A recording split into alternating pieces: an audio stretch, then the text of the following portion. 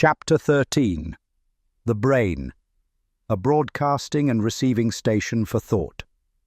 The 12th step toward riches.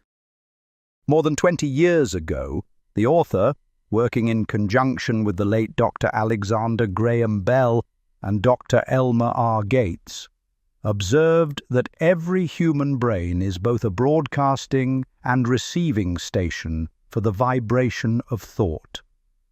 Through the medium of the ether, in a fashion similar to that employed by the radio broadcasting principle, every human brain is capable of picking up vibrations of thought which are being released by other brains. In connection with the statement in the preceding paragraph, compare and consider the description of the creative imagination as outlined in the chapter on imagination. The creative imagination is the receiving set of the brain, which receives thoughts released by the brains of others. It is the agency of communication between one's conscious or reasoning mind and the four sources from which one may receive thought stimuli. When stimulated, or stepped up to a high rate of vibration, the mind becomes more receptive to the vibration of thought which reaches it through the ether from outside sources. This stepping up process takes place through the positive emotions or the negative emotions. Through the emotions, the vibrations of thought may be increased. Vibrations of an exceedingly high rate are the only vibrations picked up and carried by the ether from one brain to another. Thought is energy traveling at an exceedingly high rate of vibration. Thought, which has been modified or stepped up by any of the major emotions, vibrates at a much higher rate than ordinary thought, and it is this type of thought which passes from one brain to another through the broadcasting machinery of the human brain.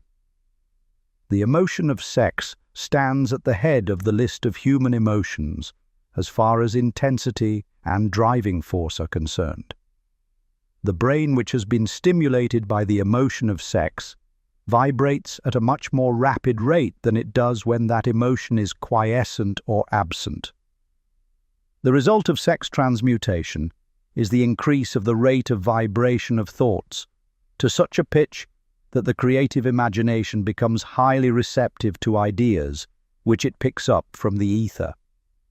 On the other hand, when the brain is vibrating at a rapid rate, it not only attracts thoughts and ideas released by other brains through the medium of the ether, but it gives to one's own thoughts that feeling which is essential before those thoughts will be picked up and acted upon by one's subconscious mind.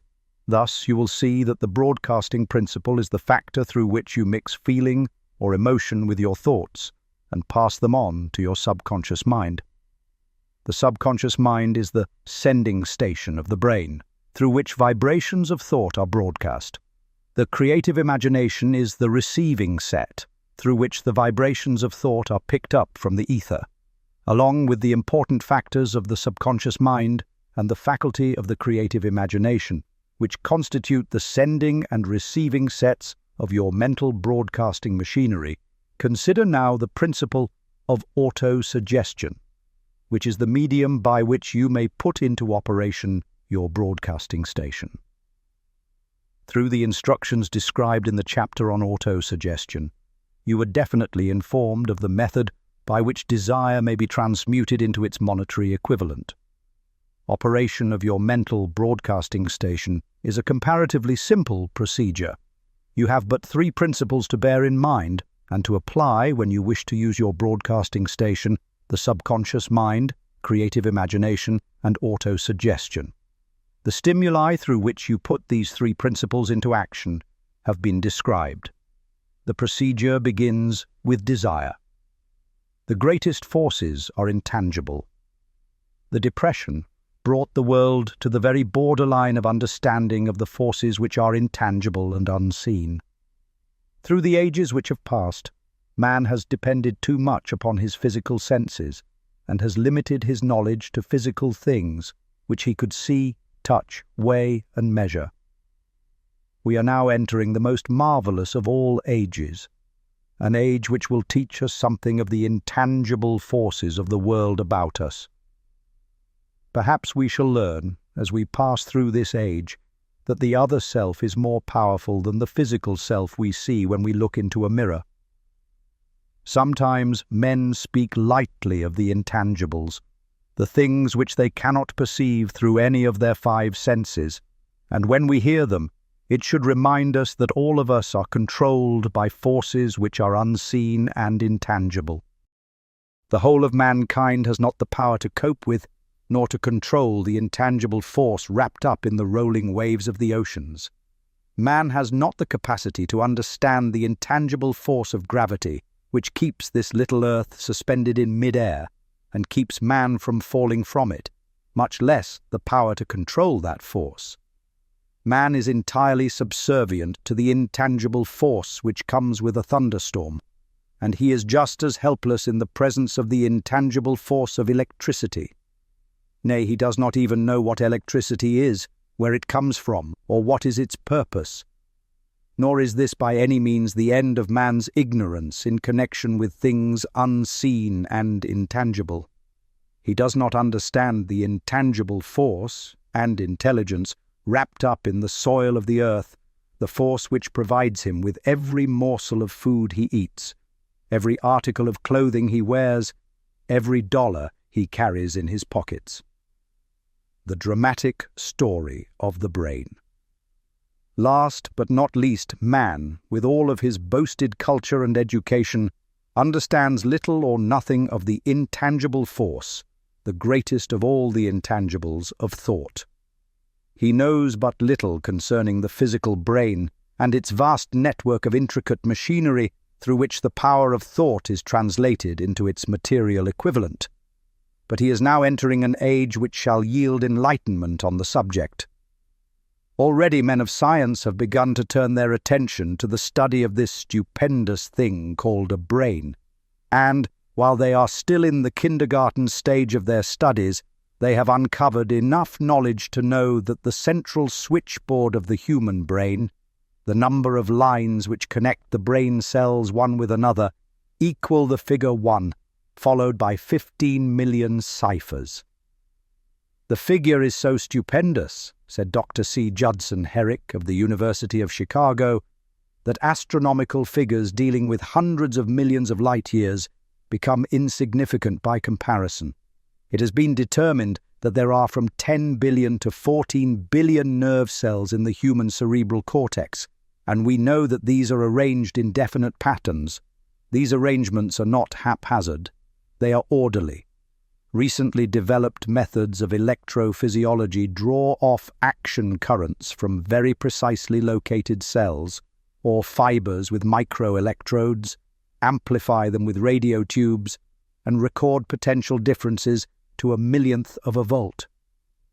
It is inconceivable that such a network of intricate machinery should be in existence for the sole purpose of carrying on the physical functions incidental to growth and maintenance of the physical body.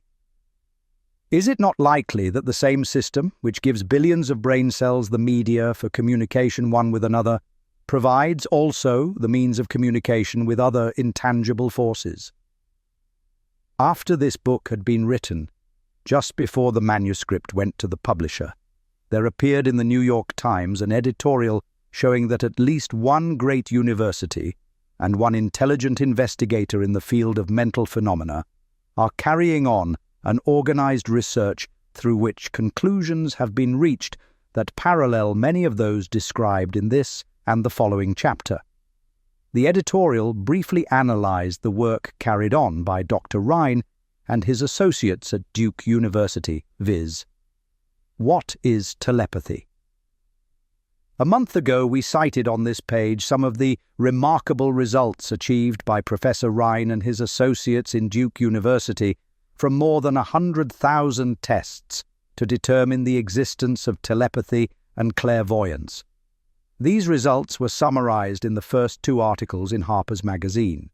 In the second, which has now appeared, the author, E.H. Wright, attempts to summarize what has been learned, or what it seems reasonable to infer, regarding the exact nature of these extrasensory modes of perception. The actual existence of telepathy and clairvoyance now seems to some scientists enormously probable, as the result of Rhine's experiments. Various percipients were asked to name as many cards in a special pack as they could without looking at them and without other sensory access to them. About a score of men and women were discovered who could regularly name so many of the cards correctly that there was not one chance in many a million of their having done their feats by luck or accident. But how did they do them? These powers, assuming that they exist, do not seem to be sensory. There is no known organ for them. The experiments worked just as well at distances of several hundred miles as they did in the same room. These facts also dispose, in Mr. Wright's opinion, of the attempt to explain telepathy or clairvoyance through any physical theory of radiation. All known forms of radiant energy decline inversely as the square of the distance traversed. Telepathy and clairvoyance do not, but they do vary through physical causes as our other mental powers do. Contrary to widespread opinion, they do not improve when the percipient is asleep or half asleep, but, on the contrary, when he is most wide awake and alert. Rhine discovered that a narcotic will invariably lower a percipient's score, while a stimulant will always send it higher. The most reliable performer apparently cannot make a good score unless he tries to do his best. One conclusion that Wright draws with some confidence is that telepathy and clairvoyance are really one and the same gift.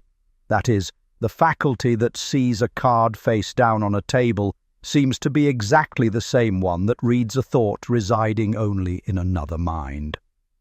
There are several grounds for believing this. So far, for example, the two gifts have been found in every person who enjoys either of them. In everyone so far, the two have been of equal vigor, almost exactly. Screens, walls, distances have no effect at all on either. Wright advances from this conclusion to express what he puts forward as no more than the mere hunch that other extrasensory experiences, prophetic dreams, premonitions of disaster and the like, may also prove to be part of the same faculty. The reader is not asked to accept any of these conclusions unless he finds it necessary, but the evidence that Rhine has piled up must remain impressive. In view of Dr. Rhine's announcement in connection with the conditions under which the mind responds to what he terms extrasensory modes of perception, I now feel privileged to add to his testimony by stating that my associates and I have discovered what we believe to be the ideal conditions under which the mind can be stimulated so that the sixth sense described in the next chapter can be made to function in a practical way. The conditions to which I refer consist of a close working alliance between myself and two members of my staff.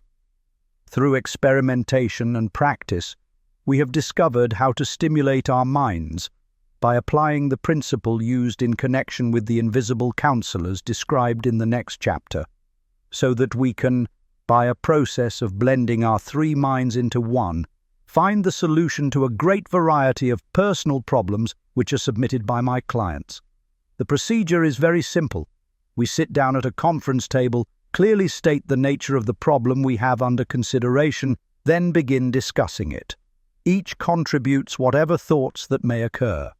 The strange thing about this method of mind stimulation is that it places each participant in communication with unknown sources of knowledge definitely outside his own experience. If you understand the principle described in the chapter on the mastermind, you of course recognize the round table procedure here described as being a practical application of the mastermind. This method of mind stimulation through harmonious discussion of definite subjects between three people illustrates the simplest and most practical use of the mastermind. By adopting and following a similar plan, any student of this philosophy may come into possession of the famous Carnegie formula briefly described in the introduction. If it means nothing to you at this time, mark this page and read it again after you have finished the last chapter. The depression was a blessing in disguise. It reduced the whole world to a new starting point that gives everyone a new opportunity.